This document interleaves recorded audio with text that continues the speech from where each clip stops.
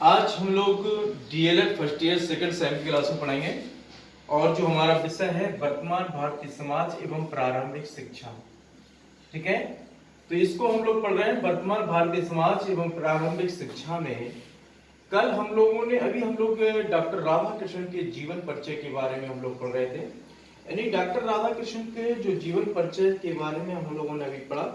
आज हम उनकी जो राधा कृष्ण का जो शिक्षा का उद्देश्य है उसको पढ़ेंगे। शिक्षा का उद्देश्य यानी एजुकेशन एम्स।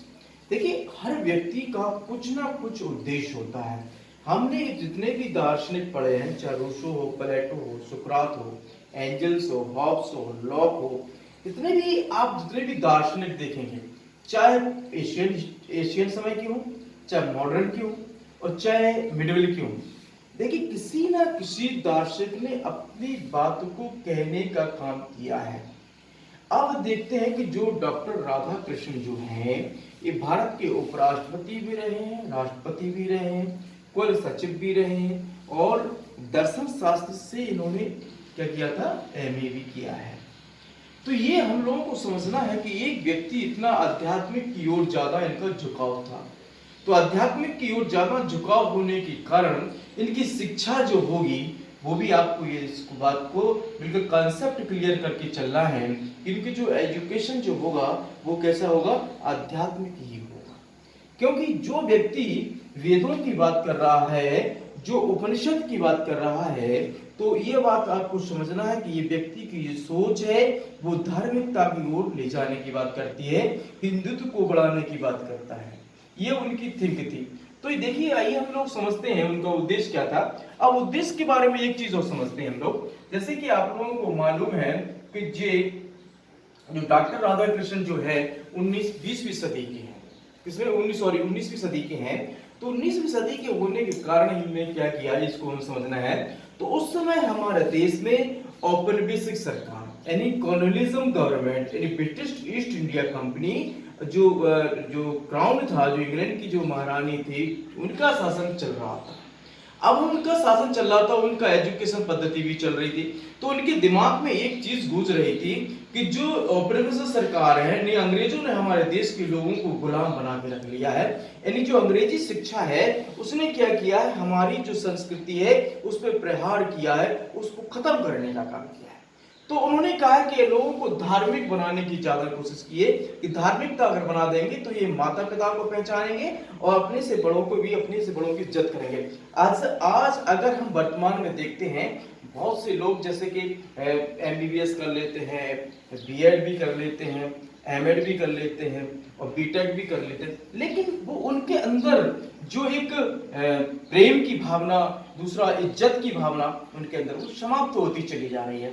ऐसा नहीं कि सभी के लोग, सभी के अंदर, लेकिन ऐसा मैं आपको बता सकता हूँ कि 20-25% ऐसे स्टूडेंट्स हैं जो अपने से बड़ों की इज्जत करना भूल गए हैं। इसका रीजन क्या है कि ये आधुनिक शिक्षा है। तो उनका यही तो कहना था कि जो औपनिवेशिक सरकार है, जो इंग्लिश जो है, औपनिवेशिक सरकार की जो इंग्लिश पद्धति है, अंग्रेजी शिक्षा है, इसने हमारे समाज में बहुत बड़ा प्रहार किया है और हमारे लोगों का जो कल्चर है उसको समाप्त करने की ओर ले जा रही है। तो आइए देखते हैं। तो ये सबसे पहले है अंतर्निहित योग्यता का प्रकाशन, एक्सप्रेशन ऑफ इनट्यूट कैपेसिटीज। वो कहते हैं कि देखिए, प्रत्येक बालक में अंतर्निहित योग्यताएं होती हैं। कितनी योग्यता होती है? अंतर्निहित योग्यता होती हैं। और आपका अभिव्यक्ति, द एक्सप्रेशन और उनका उचित विकास शिक्षा का महत्वपूर्ण है। वो कहता है कि बच्चे के अंदर जो अंतर्निहित एजुकेशन है, शिक्षा है, उसको बाहर निकालिए और जब वो बाहर निकाल ले तो वह एक्सप्रेशन कर ले। द एक्सप्रेशन, जैसे कि मैं आपके सामने पढ़ा रहा हूँ, तो जो मैं एक्सप्लेन कर रहा हूँ, तो ये क्या है, मेरा एक जो एजुकेशन के है उसके हिसाब से आपको क्या कर रहा हूँ, मैं एक्सप्लेनेशन कर रहा हूँ। इसलिए वो यही बात करते थे कि जब बच्चा पढ़ लिख जाएगा तो अपनी बात को किस प्रकार से रखता है वो उसको समझाना है।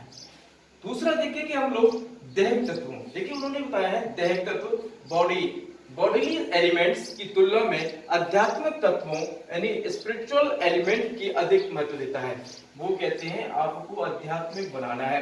मैंने आपको बताया कि दैहिक तत्वों की बात नहीं, वो बॉडीली एलिमेंट्स की बात नहीं करते हैं, वो बॉडी एलिमेंट्स की बात तो करते हैं लेकिन इतना जोर नहीं देते हैं जितना जोर वो आध्यात्मिक तत्वों को देते हैं, स्पिरिचुअल एंड एलिमेंट्स की ओर अधिक महत्व देते हैं। उनका कहना था।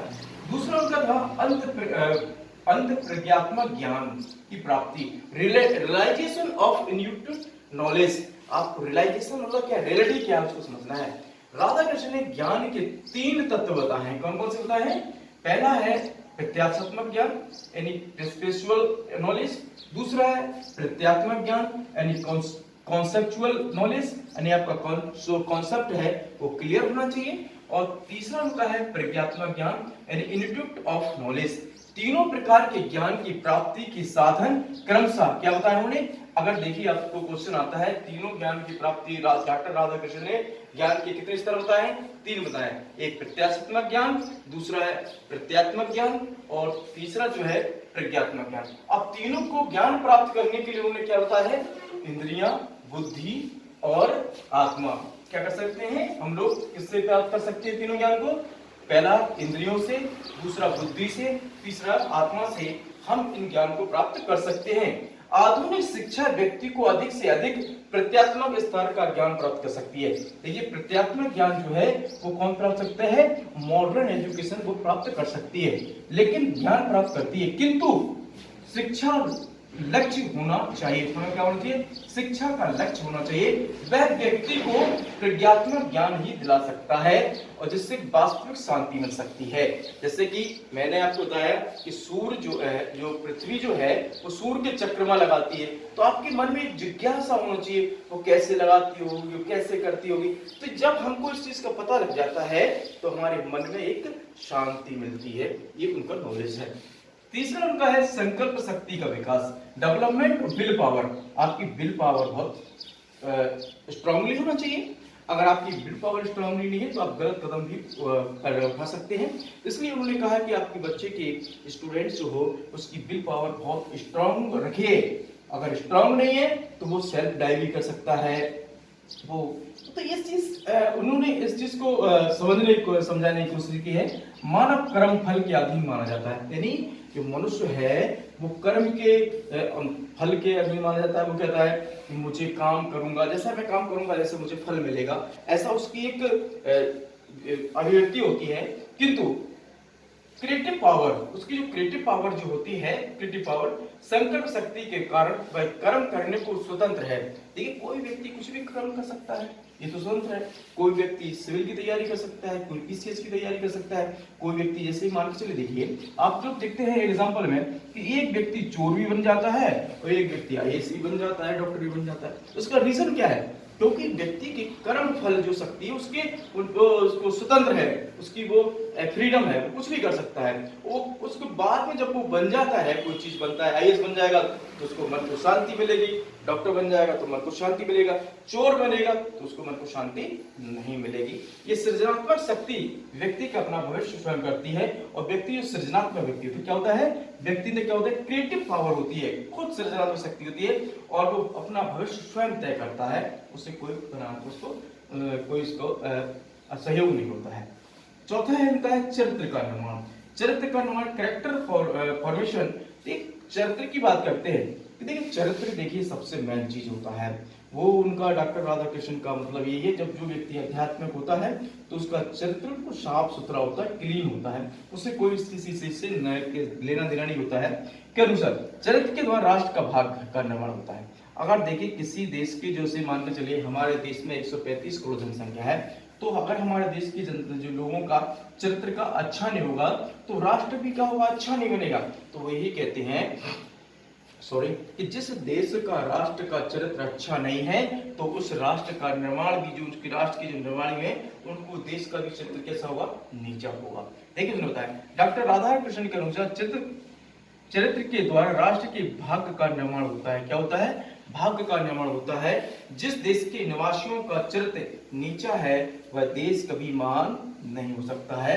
यानी उन्होंने ये सबसे बड़ी बात की है, चरित्र को सबसे महान उन्होंने मानने की बात कही है। यानी कैरेक्टर सबसे बेस्ट होना चाहिए, आपकी थिंक बहुत अच्छी होनी चाहिए, लिविंग आपकी चाहे सिंपल हो लेकिन आपकी थिंक हाइजली होना चाहिए, क्योंकि उससे क्या कर सकते हैं? आप एक स्वस्थ राष्ट्र का निर्माण कर सकते हैं, क्योंकि डॉक्टर राधाकृष्णन जो है एक अध्यात्म की ओर ज़्यादा झुकाव रहा है, तो उनकी जो शिक्षा है वो भी अध्यात्म की ओर ज़्यादा रही है, इसलिए हम उनको जो उनका जो एजुकेशन है वो अध्यात्म की ओर ज़्यादा रहा है।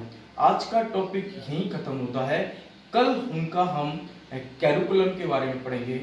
Thank you very much.